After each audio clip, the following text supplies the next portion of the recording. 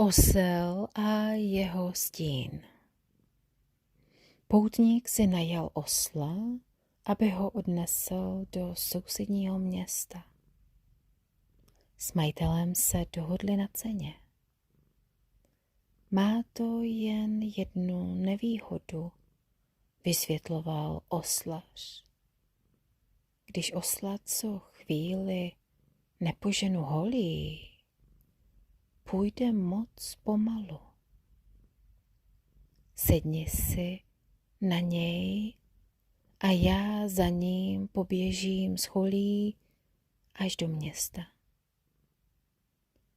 Byl nezvykle parný den, ale cesta rychle ubíhala.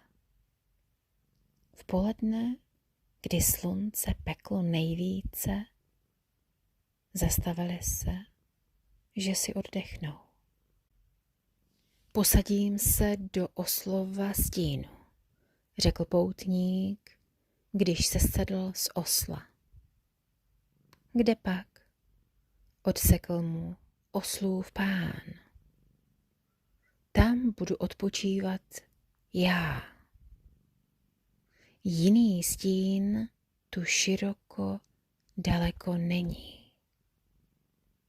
Já jsem si osla najal, tak budu v jeho stínu sedět já. Hašteřili se poutník. Tak to tedy ne, křičel oslař. Najal jsi z osla, ne jeho stín. Ten patří mně. Majitel osla se tak rozohnil, že do poutníka strčil. Ten mu to vrátil. Pak oslař poutníka udeřil a ten mu to zase oplatil.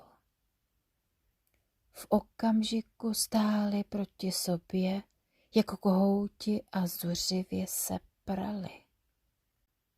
Osla přestalo bavit dívat se na to, jak se dva lidé bijí o jeho stín. A rozběhl se k vršku.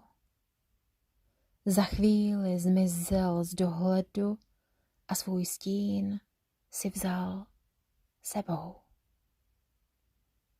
Poučení zní, když se dva perou, třetí se směje.